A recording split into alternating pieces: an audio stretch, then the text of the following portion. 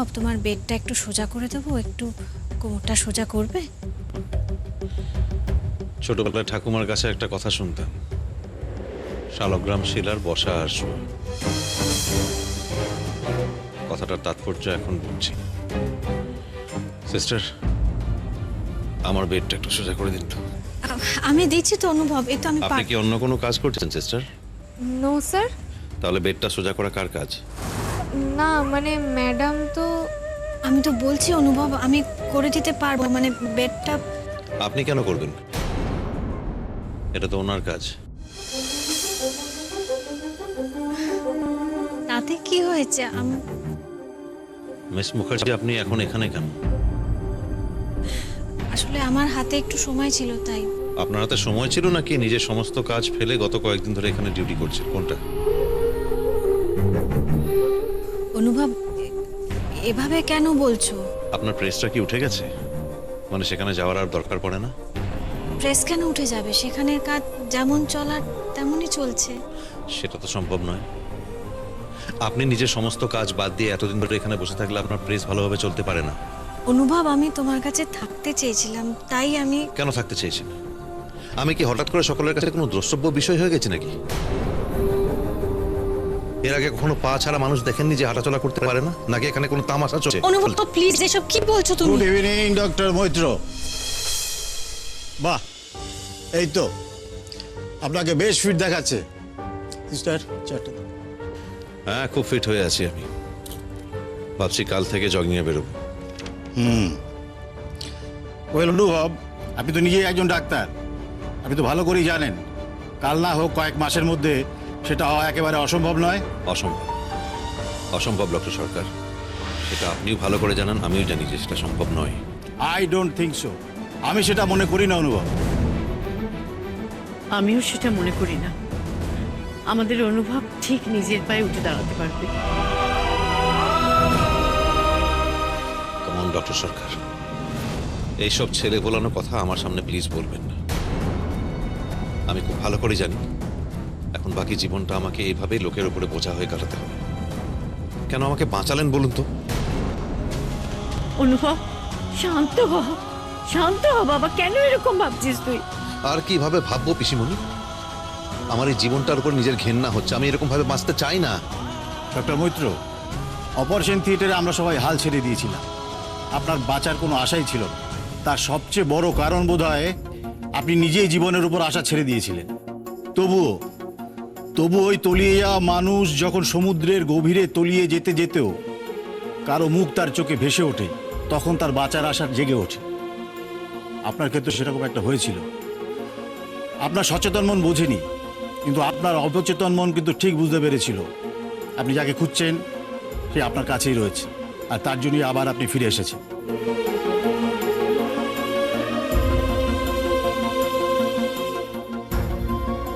আমি তো জানতাম যে হসপিটালের পেশেন্ট ভিজিটের একটা নির্দিষ্ট সময় আছে, কিন্তু এখন তো দেখছি সারাক্ষণ আমার কেবিনে বাইরের লোক।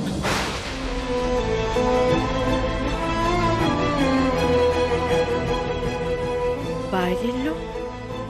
তুই এখানে বাইরের লোক কোথায় দেখলি? কেন বিশু, তুমি কি মিস মুখার্জিকে দেখতে পাচ্ছ না, নাকি এটা আমার কল্পনা? ভালো হওয়ার ইচ্ছেটাই মরে যাচ্ছে।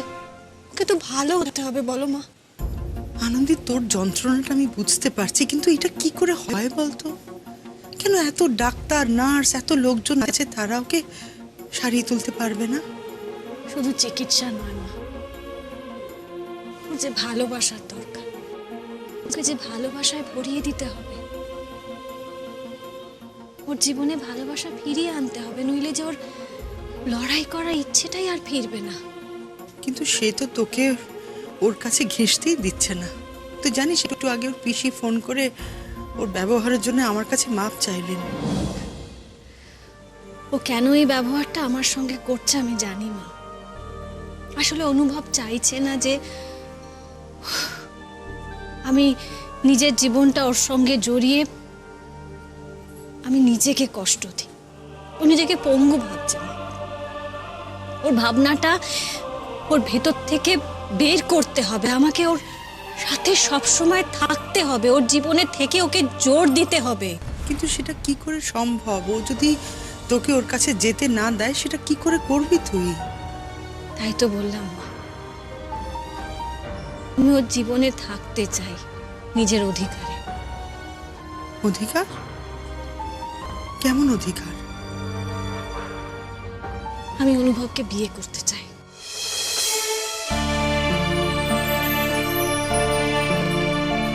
আমি জানি আনন্দী, আমি কোনোভাবেই মানা করে তোকে আটকাতে পারবো না, আর বিশ্বাস কর আমি তোকে আটকাতে চাইও না, কিন্তু আমার খুব ভয় করছে রে। তুই এই যে জীবনটা বেছে নিচ্ছিস এটাতে শুধুই কষ্ট।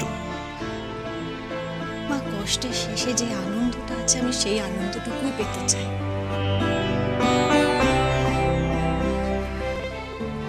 যখন অনুভব পুরোপুরি সুস্থ হয়ে যাবে তখন সেই আনন্দের কাছে এই কষ্ট কোনো কষ্টই নয় মা। ঠিক আছে, যদি তুই মনে করিস সেটা করলে তুই ভালো থাকবি। জোর করে আমার হাত থেকে সিঁদুর পরার পর সেই সিঁদুরের কোনো গুরুত্ব থাকবে আমার কাছে? আমার 1 মিনিট লাগবে না এটাকে অস্বীকার করতে। তোমার কাছে গুরুত্ব নাই থাকতে পারে, কিন্তু আমার কাছে এই স্মৃতির সিঁদুরের গুরুত্ব অনেক। আমি তোমার কাছে একটা অধিকারের জন্য এসেছিলাম, একটা স্বীকৃতির জন্য এসেছিলাম। তুমি দিতে চাওনি, কিন্তু ঠিক দেখো আমি পেয়ে গেছি। আপনি আমার অসহায় অবস্থার সুযোগ নিচ্ছেন, তাই তো? অনুভব, এই কথাটা আর কোনোদিন আমাকে বলো না তুমি। আর কেউ জানুক বা না জানুক, তুমি খুব ভালো করে জানো যে আমি কোনোদিনও কোনো রকম সুযোগ তোমার কাছ থেকে নেব না। আমার বাবা চলে যাওয়ার পর তোমার সঙ্গে আমার সেই অর্থে পরিচয় হয়েছে। অনুভব, তোমার মনে আছে তুমি আমাকে সাহায্য করার জন্য তোমার এনজিওর তরফ থেকে আমাকে অর্ডার দিতে চেয়েছিলে, আর আমি যখন সেটা জানতে পারি তখন কিন্তু সেই অর্ডার আমি ফিরিয়ে দিয়েছিলাম। আমি সেটা অ্যাকসেপ্ট করিনি। তারপরেও তুমি বিভিন্নভাবে আমাকে সাহায্য করার চেষ্টা করেছিলে, আর আমি যখন সেটা জানতে পারি তখন সেই অর্ডারগুলো আমি রিজেক্ট করে দিই। অনুভব, এমনকি আমি যখন কারোর কাছে কোনো অর্ডার পাই সেটা কিন্তু একটা টেন্ডার প্লেস করে তবে সেই অর্ডারটা আমি অ্যাকসেপ্ট করি, তার আগে নয়। এরপরেও তুমি বলবে যে আমি তোমার কাছে থেকে সুযোগ নিয়েছি। প্লিজ এটা বলো না, আর কোনোদিনও বলো না please.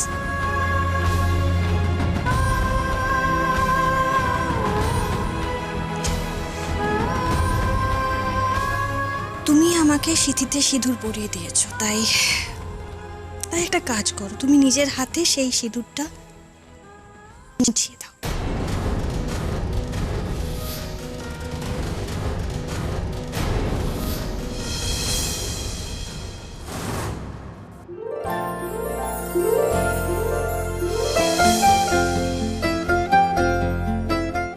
I love you, Anandi.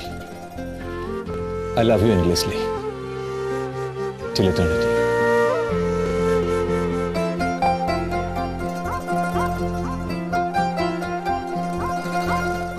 আমি অপেক্ষা করছি আনন্দী। তুমি কি আমাকে নিজের করে নেবে? Will you marry me?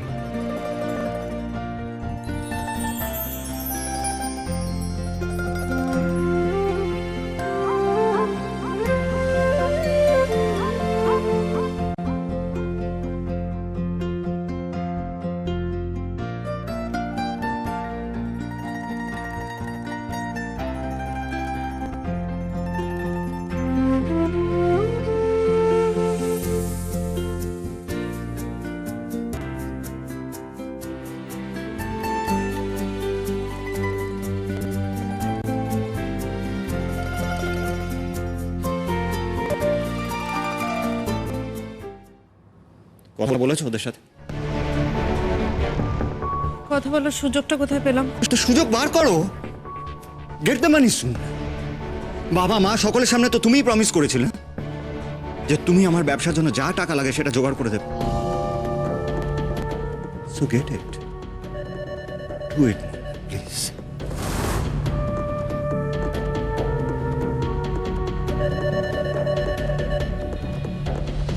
দিদি অনুপম মৈত্রকে বিয়ে করে ফেললো, একটা খোঁড়া লোককে। কেন বিয়ে করলো? এত প্রেম, নাকি বিক্রম যা বলছে তাই? এত ক্যালকুলেশন দিদির?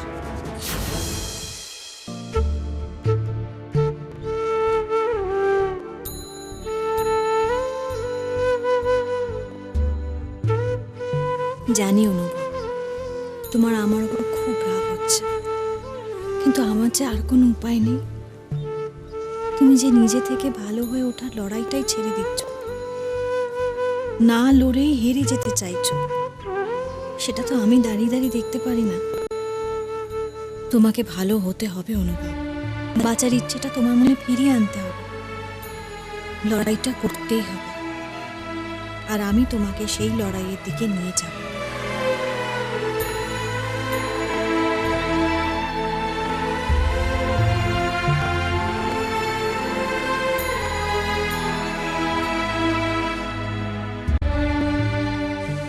কি দরকার আমায় বলো। আমার কাজগুলো একজন নার্স যেভাবে করতে পারবে আপনি তা পারবেন না।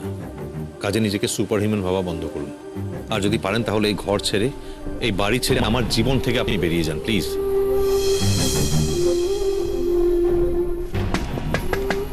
স্যার, আসতে পারি? হ্যাঁ আসুন।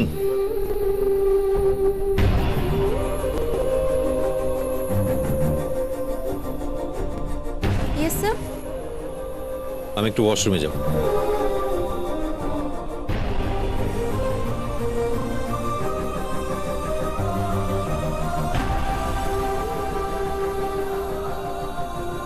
আমি কি ঠিক করলাম?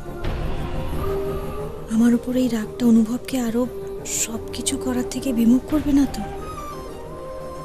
না না, আর সংশয় করার সময় নেই, আমাকে পারতে হবে।